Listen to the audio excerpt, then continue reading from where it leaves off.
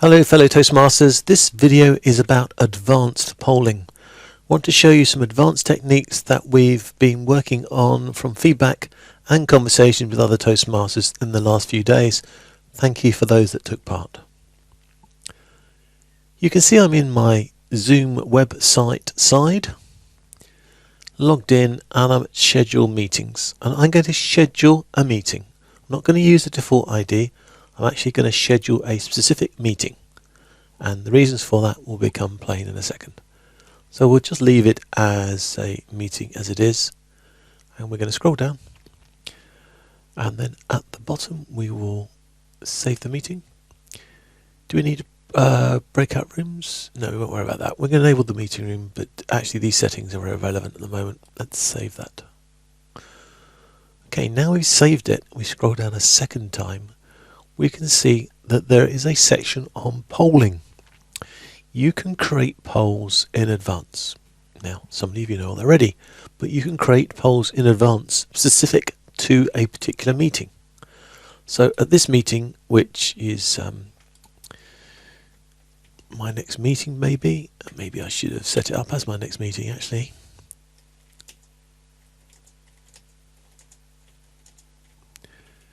And Grammarly is now going to turn my abominable typing into good speeches.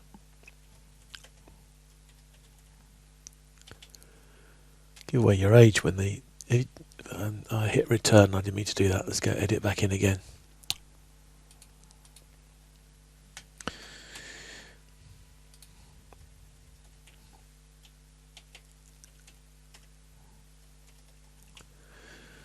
Right, so we can put in a question. We can put in multiple questions, but I'm just going to put that one in for now. So we have our speaker. And then we want to add another poll for evaluators.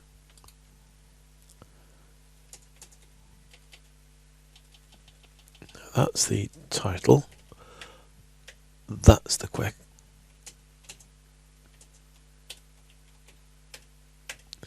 And as you can see, I'm running out of things to say.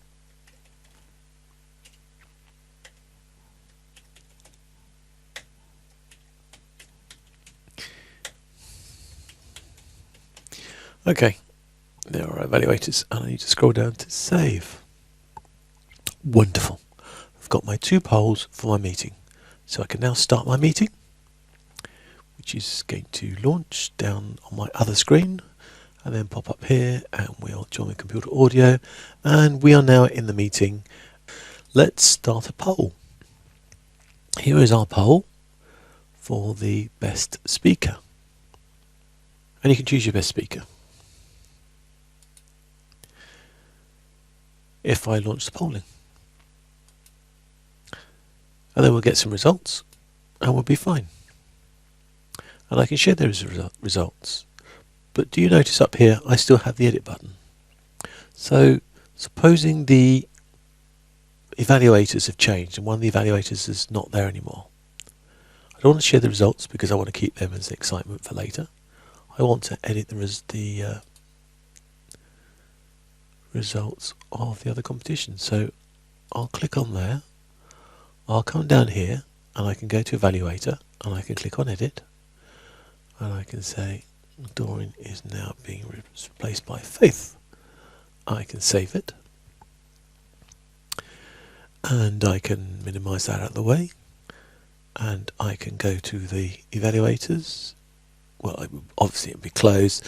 Then you have some meeting, and then we click on poll again, and this time I want to choose the best evaluator, and there it is, it's changed, and I can launch the polling and everybody can vote on the evaluator.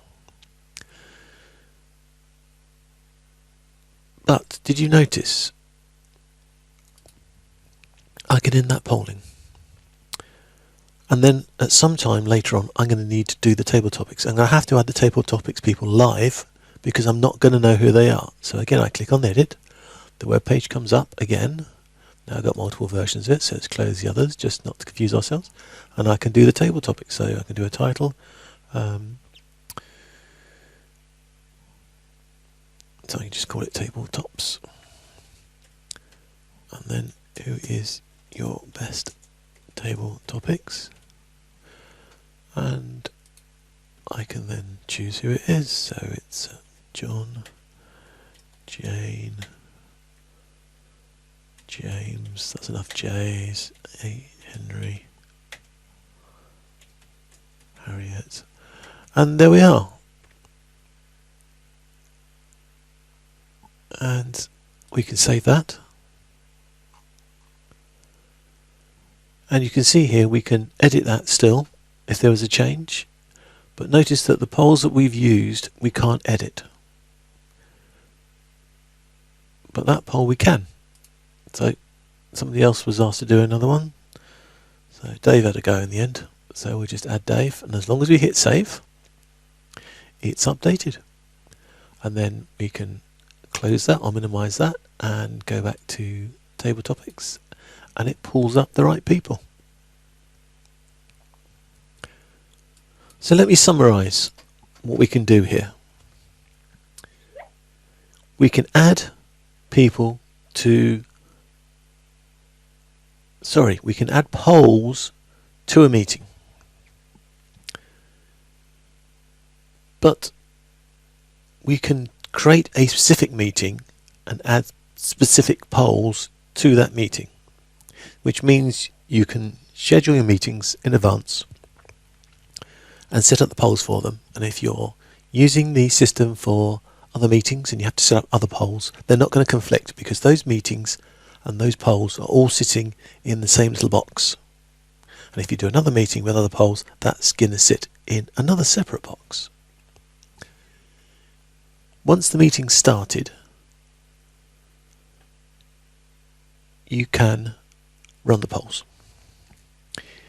But you can also edit any poll that you have not yet used. You can also add a poll, because by definition you haven't used it if it didn't exist.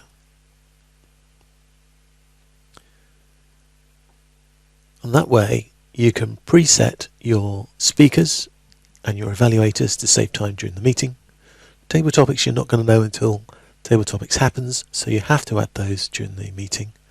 But that, I think, is the most efficient way of running table topics. And I apologise to all those people that I've given advice to previously, because we never actually got it the perfect way as this. And the reason why we had problems is a further little warning I need to give you. The person who sets up the polls is the meeting master, the person that started the meeting, the person who is the host. Co-hosts can run polls. They cannot change the questions. They can't add questions. They have no access to that part. Worse still, if you pass the host from one person to another, the person that receives the host still can't change the questions. We've just tested it literally 2 hours ago. The person who sets the questions has to be the person who has logged in and has created and started the meeting. Only they can edit the questions. By passing the host responsibilities onto somebody else, you do not, it seems, pass on the abilities to do the editing. So there is the latest and most complicated and sophisticated and neat way of using your polling. And as I've seen clubs imaginatively using polls, please don't rule out the chance to use polls for other things. Even prompted by a speaker, you could do a poll on their behalf, as long as they told you before the meeting and you had it all prearranged, because obviously you wouldn't want to create it on the fly in the middle of a meeting. Well, you really wouldn't. Maybe you would, but that's up to you. But please use polling, because it's a really great way of collecting votes. And also, you may have noted there's an anonymously button on the edit of the meetings, of the pollings, so that it is possible to collect the data anonymously. Although I've never used that one yet, but here it is. The user report will be kept anonymous, so you don't know who's voted for who. That is the new sophisticated way of using polling. I know you're going to have great fun with it because we've had great fun with polls in meetings already. And that is the end of this video. Look forward to presenting more to you in the near future. Bye bye for now.